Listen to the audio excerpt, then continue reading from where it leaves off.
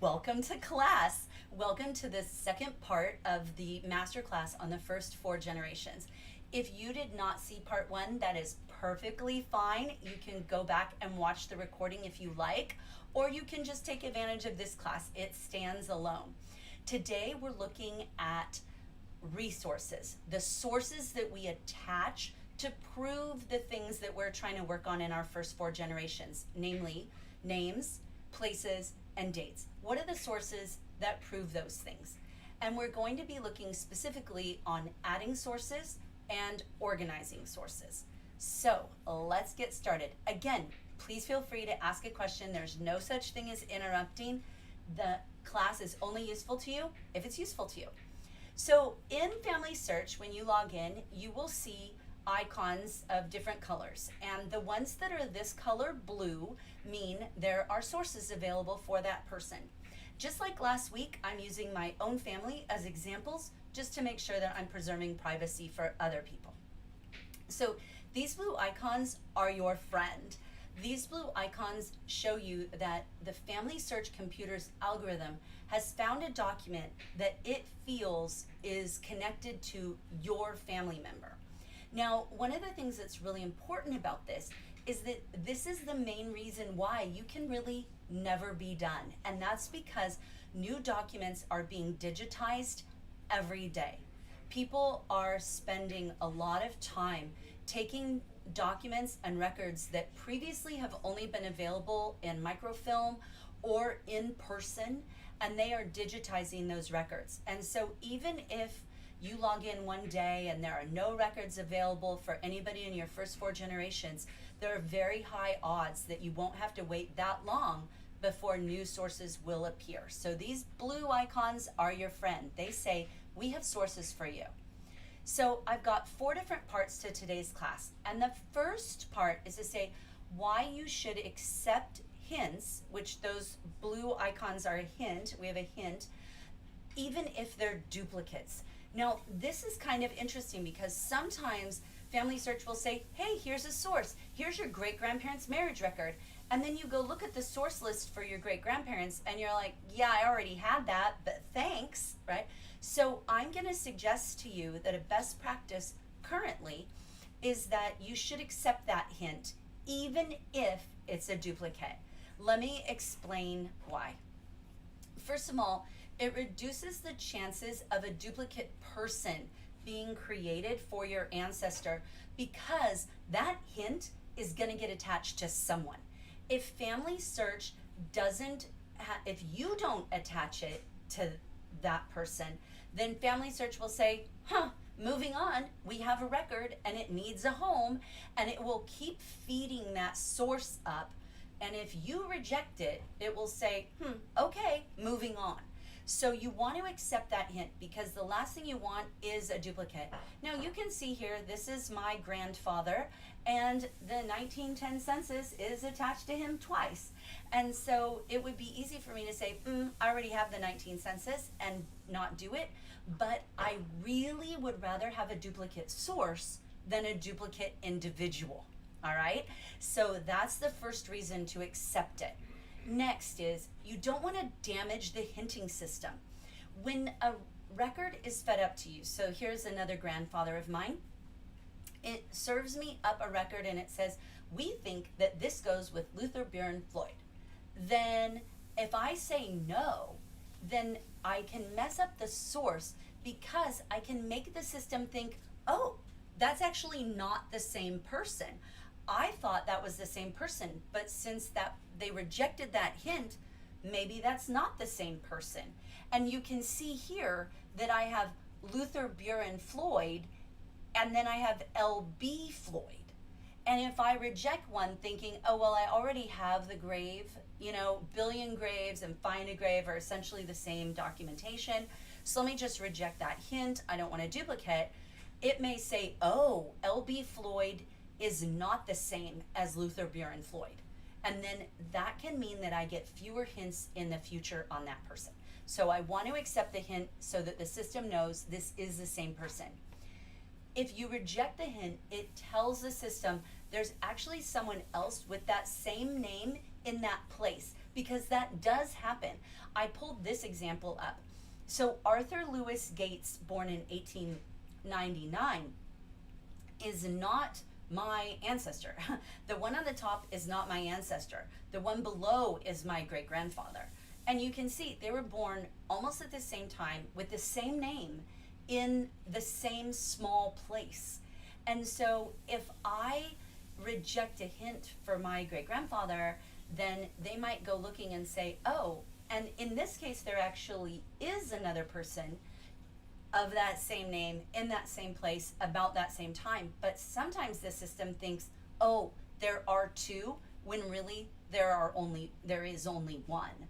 And so you want to accept those hints so that you don't tell the system, oh, there's actually another person of this same name. Next, sometimes it looks like a duplicate, but it's not quite the same source. So you can see here that these look like the same document, New York County Marriages, and it has the years. But notice that the URL is a little bit different. I've highlighted it here so you can see that. Why is that important? Well, sometimes a document will be the actual record, an image of it, that you can view the actual record. Other times it will be an index of a record, or maybe even a reference to a record. So it may have the same name, but the quality of the resource may be very different. And so you want to attach them, because if one of them has an image and one doesn't, you definitely want both of those, especially the one with the image. So sometimes they look like they're the same, but they're actually not the same. All right, so that's why you're going to go ahead and attach sources even if it looks like it's a duplicate. So let's get into adding and organizing sources. This is part 2. So the first thing is you've got to attach those sources. When you see those blue icons that say that there's a record hint, you need to attach it to your person. And so you can see this one showed up for my father, and I'm checking my father all the time and adding sources to him. You can see he has a number of sources, and yet records are constantly appearing. And so even if you think you're done, you're not done. And so this record appeared, and as I mentioned, it's important to go look at it. So first thing is, I have to decide, is this really my dad? Or is this really my grandmother? Is this really my great-grandmother? Or whoever it is, right? Is this really the right person? And so what I'm gonna do is open it up, click on the record, open it up, click on that blue icon, and I'm gonna look and see, can I tell this is the right person? So in this case, it's referring to my father's death, and I know what day he died. And so I can see, oh yeah, same name, same day of death, and I recognize what this is. And so then I'm going to click review and attach. Now, sometimes it's not that simple. Sometimes you click here and it opens up a little bit and you're like, I still can't tell. So you might have to go actually look at the source. But oftentimes, just expanding this little window is enough for you to tell if it's your person or not. And then it's gonna open up, when you click review and attach, it's gonna open up like this. On the left-hand side is going to be the information that's in the record that it's suggesting to you. And on the right-hand side is going to be the information as it exists now on the person's page, whether it's the details or sources. And so you can see it's asking me, do you want to add this or do you want to add that? And what you want to do is add in what makes sense. It's wanting to add in the obituary. That makes sense. That's what this is. But look at, it's also wanting to add in residence. Well, the obituary was printed, I had it printed when my father died in the town where he had grown up and where his mother lived, my grandma, who was still alive at the time. So I ran the obituary in her local paper. But my dad didn't live there. He lived and died in California. And so it doesn't make any sense for me to add in Baldwinsville as his residence in 2009. That's not true. So I'm only going to add in what makes sense. Don't feel that just because multiple things came from the record that you need to add them all in. You're only going to be adding in the ones that make sense. If an event is already there, there's no point in adding it in again. So this is a set of my great grandparents. It's a marriage record for them. There's already a marriage date for them, and it's the same date. Now, sometimes with marriages, you'll get dates that are slightly off. And that can happen because there may have been a marriage license or a marriage bond that was issued prior to the actual date of the marriage. And so then you might want to have one date for the marriage license or marriage bond and one date for the actual performance of the marriage ceremony. But in this case, this is the actual marriage and it's already listed, so I don't need to choose it again. In this box, when it says, explain why you're doing this, right? Reason to attach the source.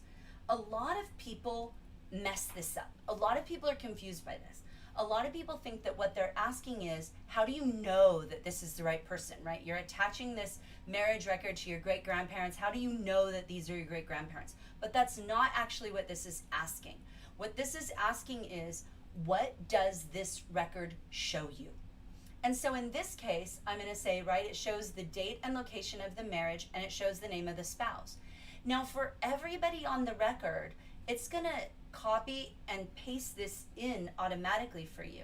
And so I try to make this as generic as possible. Notice that I didn't see shows name of husband or shows name of wife. I said shows name of spouse.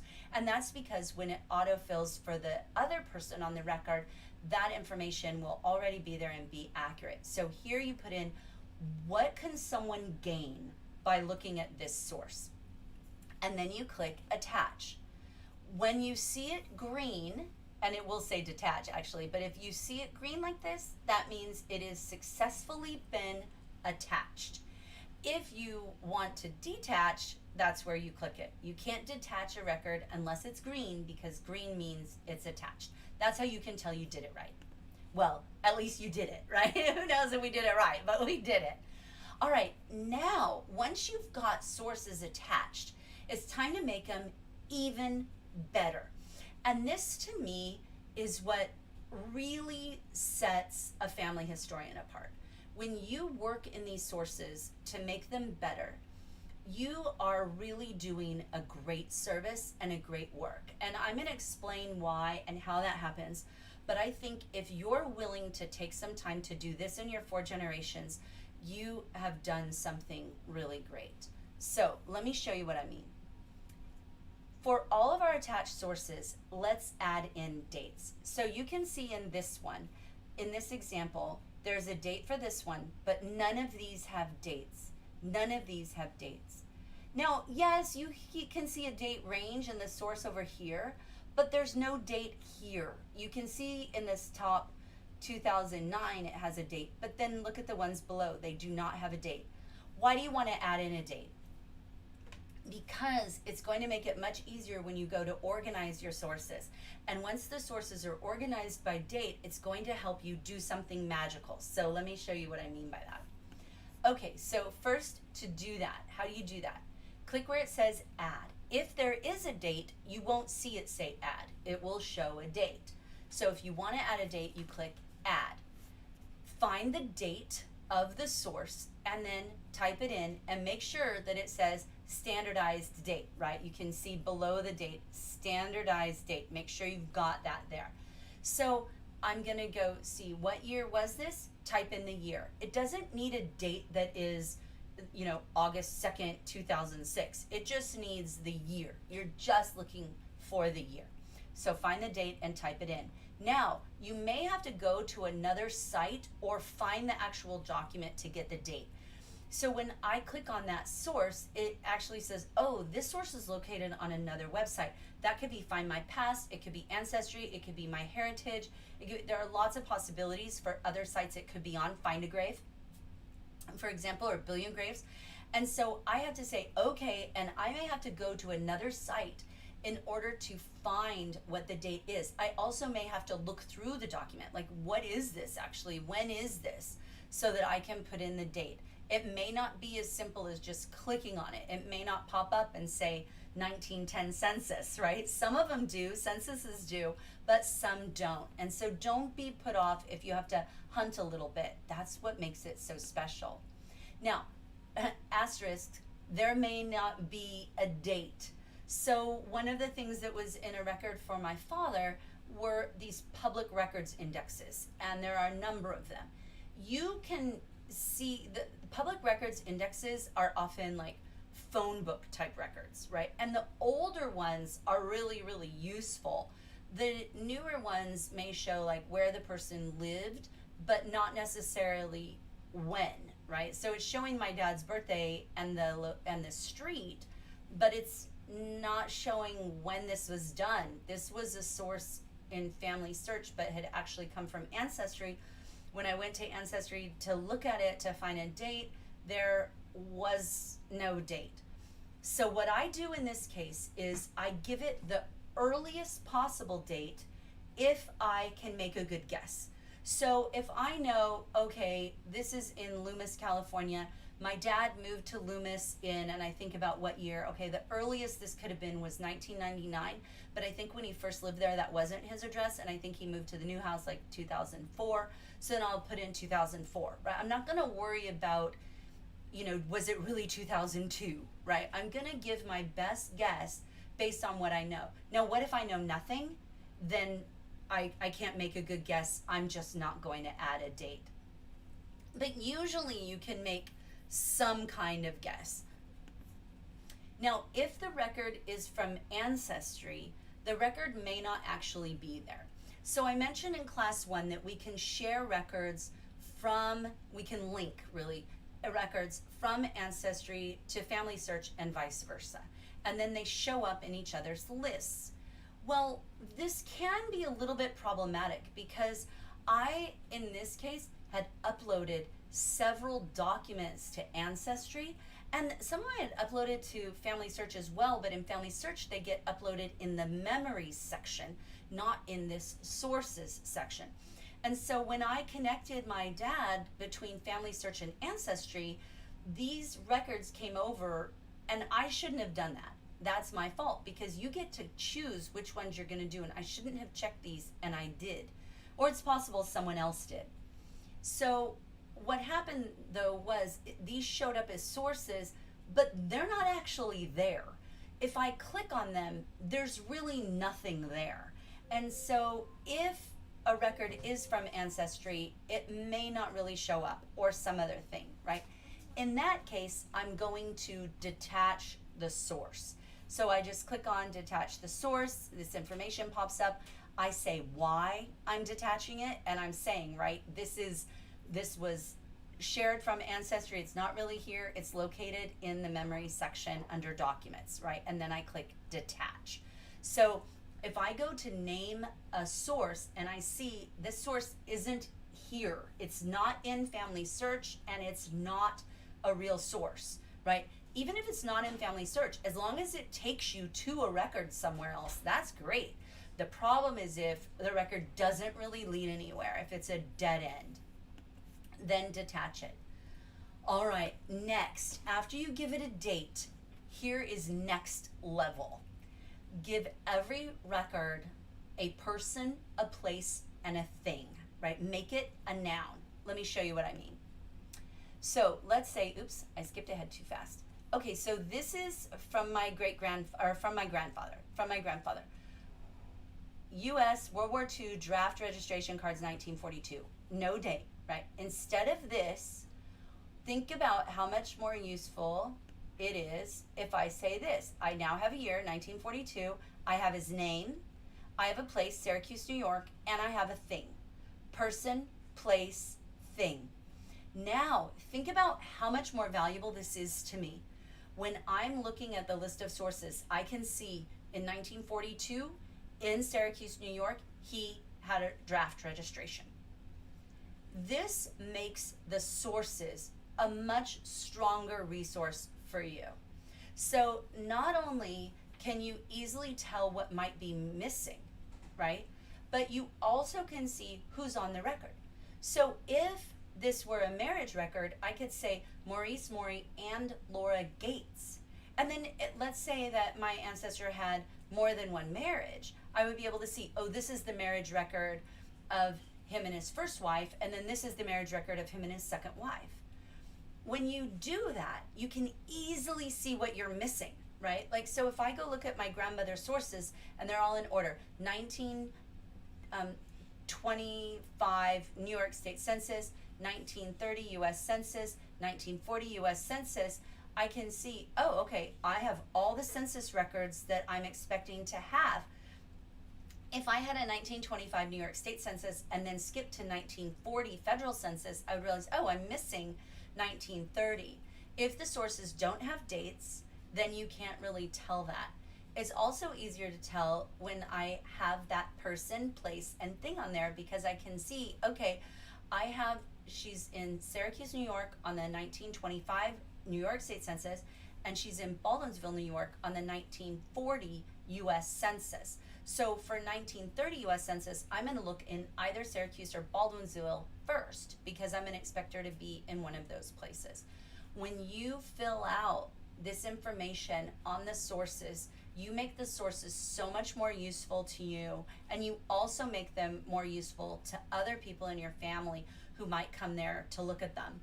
Now, as an extra bonus benefit, one of the issues in Family Search is because it's a crowdsourced tree, people can make changes to the tree, right? And we've all had that. If you spent more than 32.7 seconds on Family Search, someone has made a mistake in your part of the family tree, all right? And you can tell me in the chat the worst thing that ever happened to you on Family Search. But what I find is that the more people can tell that I know what I'm doing, the less likely they are to mess up my stuff. If they go look at a person and they see all the sources are in order, and as I mentioned in the first class, you put stuff in the discussion and collaborate tab, and they can see, oh, this person knows what they're doing, right? Then it's less likely that they're gonna mess stuff up. It's just one more way to give yourself some added credibility. Now, if there is no date there, you just click add, and you can add in the date and do that editing here all at one time. If there is already a date, just click here where it says view source. Click here where it says view source, and that will let you edit the source. You'll click on edit, and then that will let you edit the source. So when you're gonna add in the person, place, and thing, if there's no date, just click edit. If there is already a date, then you would click review source. Once the dates are added, put them in order. This is a game changer. When you can drag and drop the sources. So I've made this a little GIF image. It's just gonna keep repeating, watching me drag that resource for my dad up into the right order. Why is that beneficial? Because now not only do all my sources have the year and his name and place and what it is, now they're all in order. And when I go to look and I can see, okay, I know he joined the Navy in like 1964, I should be seeing, some military records there. They're not there. Or I'm expecting to see some military records around 1964, and boom, there they are. This is especially useful if you've got someone with like 50 or 60 sources. It can be very hard to scroll through and look at what they are. When you put your records in order, it makes it so much easier for you to work with those sources. Now, it won't let you drag them up like the whole way. Sometimes you have to drag it in fits and starts. So don't get frustrated with that. Just drag it up and then scroll back up and then drag some more and scroll. This part can take a couple seconds. Again, don't hesitate to ask a question. If I go too fast and you need me to explain it again, please don't hesitate to ask questions. All right, the next thing, this is one of the things that a lot of us need to work on, which is attaching the source to other people on the record. So sometimes we're good about attaching the source to the person it suggested to us, but lots of times when you look at your sources, you're going to see that it will say this source hasn't been attached to everybody on the record. So when I open up the record, I see this. So I can see that it's been attached. Remember, green means attached. But it also says that there are others on the record. And in this case, look, it says 7. There's 7 other people on this record that it didn't get attached to. All right, time to work on that, right? So what I do is I click here where it says open. It'll say others on record. I click open. That lets me see who is it who's on that record. And it gives me this list. Richard, Bridget, Patrick. They have the last name wrong. It was indexed incorrectly. It should have been Parkinson. They indexed it Parkerson. That's normal. No big deal. And so what I can do here is, you see these arrows, I can actually drag that person to align them up with the right person in the family tree. So all of these people are on the record, and now I need to match them. So here's the person it was attached to, right? And then these were listed below, just like this. They were listed over here, other people on the record. I just dragged each one of them and matched them with the person, right? Here they are, Lucy, Margaret, Catherine, and they're all lined up. Now I've got that. But look at what happens now. And then I go through and attach them. I did it, and now look what it says. Others on record, 1. There's a person who wasn't in the family tree, but was on the record. Ruh-roh. What happened here? Like, why is there someone on this record? In this case, it's a census. Why is this person on the record? And I don't have them in the family tree. So let me go look. First, I'm going to open it. See how it's all green here? That means it's all done.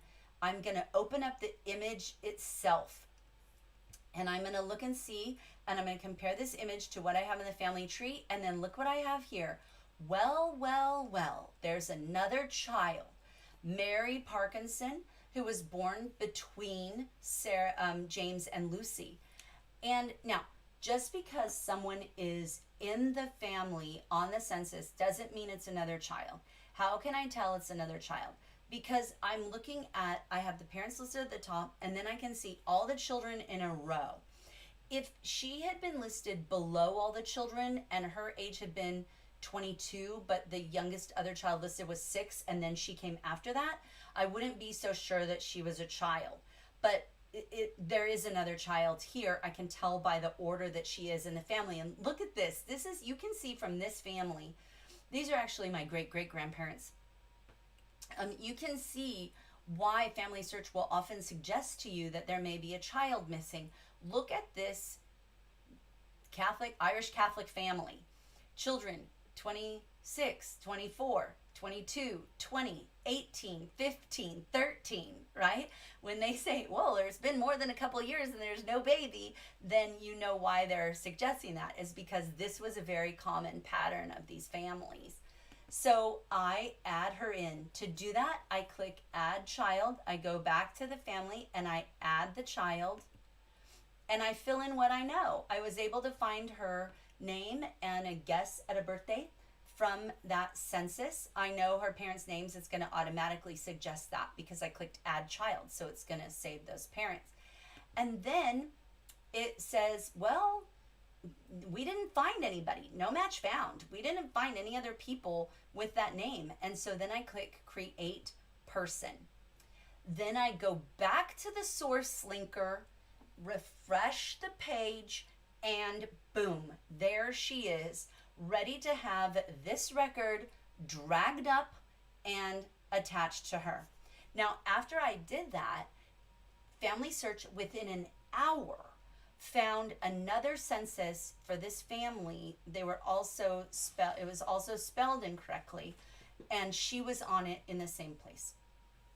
So when you are working with sources, it's very important to attach to all the people in the family. Not only is that good for accuracy, it also is good for uniting the family, which is one of our main goals, right? This family would have been incomplete without her.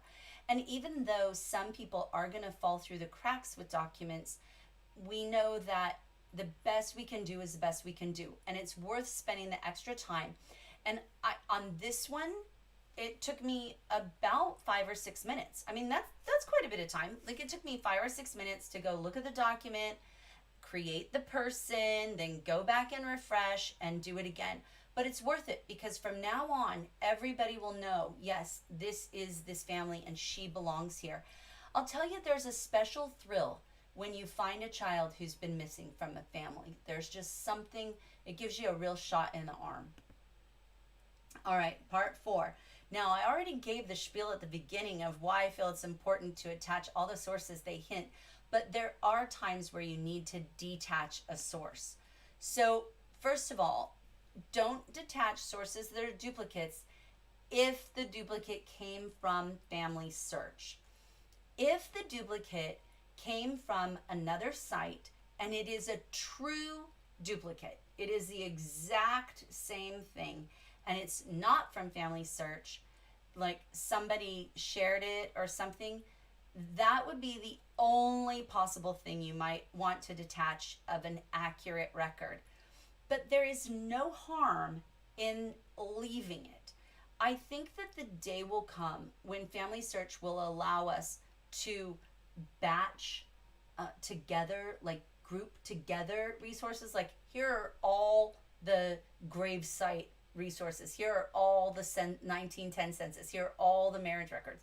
Until that point, it's better just to leave them. But if you are going to detach a source, like you saw me detach that source where it really wasn't leading anywhere, then you can, but it's not from family search. Remember, don't detach from family search for all the reasons that we talked about in the beginning.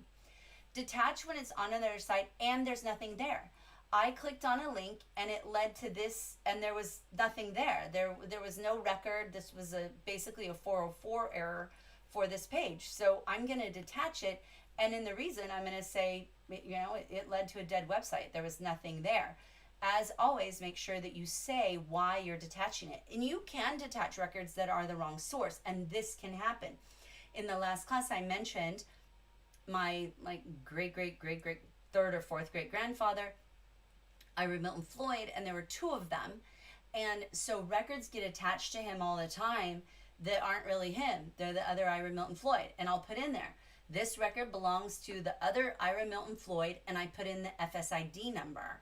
Now, sometimes if I'm feeling like a really nice person, I'll go attach the record to the other Ira Milton Floyd, but I'm not that nice. I'm not that nice. I'm enough. It's enough to do your own family. Don't feel responsible for doing everybody else's family. It's fine to just detach the record that doesn't actually belong to your family. Now remember, every attached record is telling the computer, this is this person. So if you don't detach inaccurate sources, you're doing everyone a disservice, because a disfavor. That's not quite right. You're doing everyone a disservice because you're telling the system these are the same person, and if they're not the same person, that's problematic.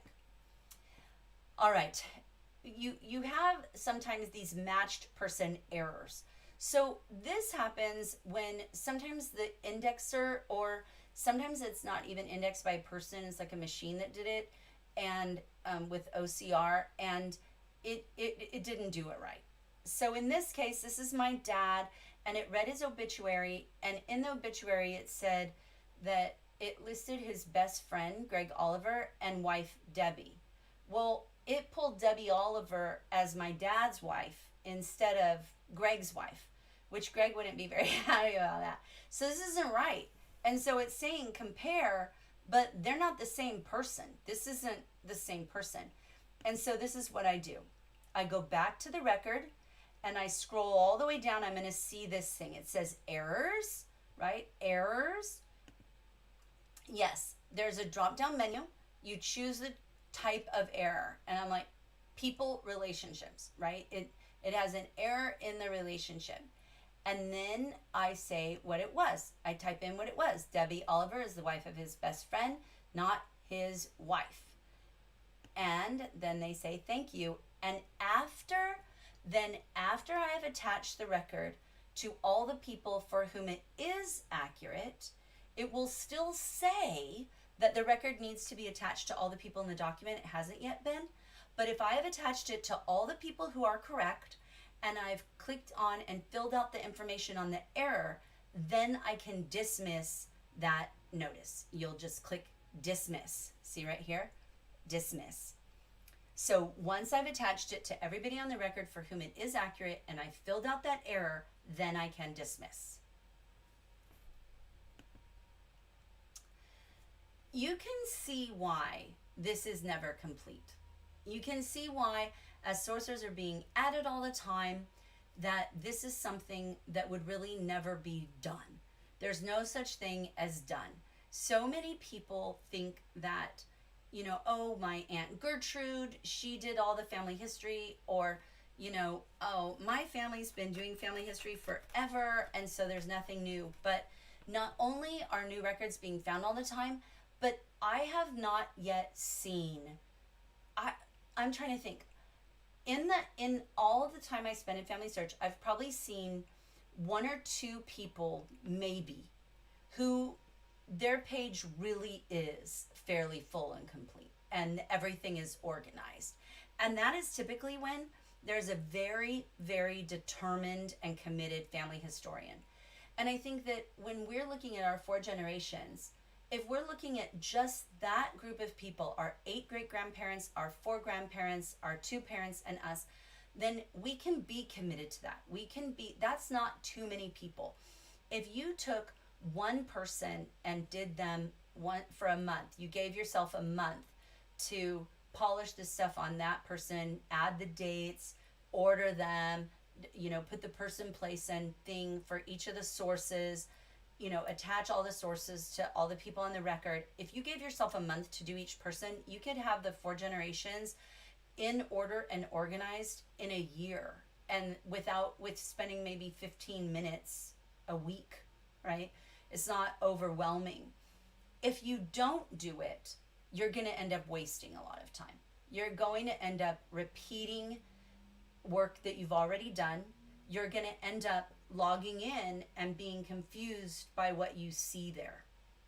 You're going to wonder, have I already seen this before? Have I already attached this before? When did he live there? And you're doing yourself and everyone else a favor to spend a little bit of time adding and organizing these sources appropriately. So that's what I had planned to show you for adding and attaching and organizing sources. But I would love to answer any questions. If you can type in the chat any questions that you have, I can definitely answer it. So while I'm waiting to see if someone will ask me a question or make a comment, then I'll just share that next week is going to be super fun. So next Sunday, we're going to be doing on the same channel, same time, 3 o'clock, we're going to be talking about memories. And to me, this is one of the most rewarding of all the things that we do. And I think you're really going to like it. I'm going to show you some really fun things that you can do with the memories and ways that you can involve kids as young as 4 and adults as old as 100, or there's really no limit, as long as they can still talk or have their picture taken. So the memories class next week, I think, will be a really, really good time. Now, I would encourage you this week, while this information is fresh for you, that you take some time and go back and look at your sources, at least add in the dates. Commit that you'll add in dates to one person and then go from there. Once you do it and you see like how much better it looks, how much more complete, how much easier it is to see what you have, I think it's addictive. There's no going back. You realize how superior it is. So I hope you'll take advantage of that. Now the recording of this will go up fairly soon. I don't really have control over that. YouTube does that. But it will be up for sure. Usually it's up really quickly, but it might be, a couple of hours or even as late as tomorrow, but it will be there. So I don't see any questions. So I'm going to go ahead and end the live stream. If you do think of a question later, you can definitely reach out. Let's see. Oh, okay. So Nancy's asking a good question. Thank you for the question, Nancy. I appreciate it. She says, hope this isn't a silly question, but will adding more resources for the first 4 generations increase my chances for finding additional resources for generations 5 and 6? And that is so not a silly question, because it is absolutely the case. You are telling the computer more and more and more information. When you add in a source, you're saying, yes, this person lived here in this place.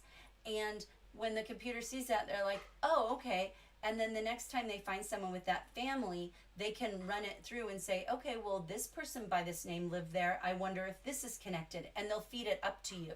And what also happens is when you add the sources and you go in and you look at the record and you attach it to all the people, sometimes there's somebody on the record who's not actually your direct ancestor, but a lot of times, especially in small communities, people married like extended, like it's not uncommon for, you know, cousins to marry cousins. I don't mean like somebody marries their own cousin, but like I marry someone and my sister marries their brother or their cousin.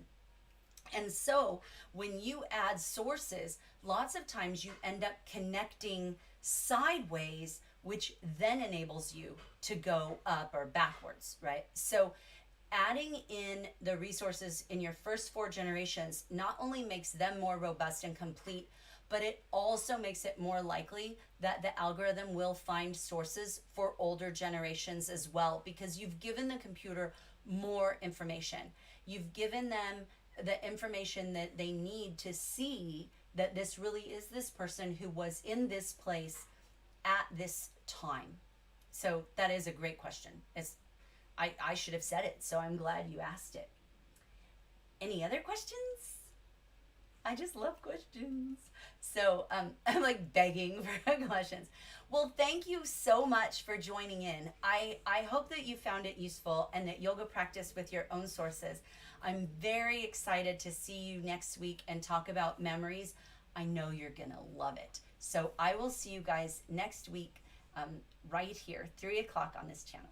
And if you haven't already, in the description box of last week's class, or it will be in this one too, go ahead and if you're on Facebook, join the Facebook group for Family History for Everyone, because you can always ask questions in there and I'll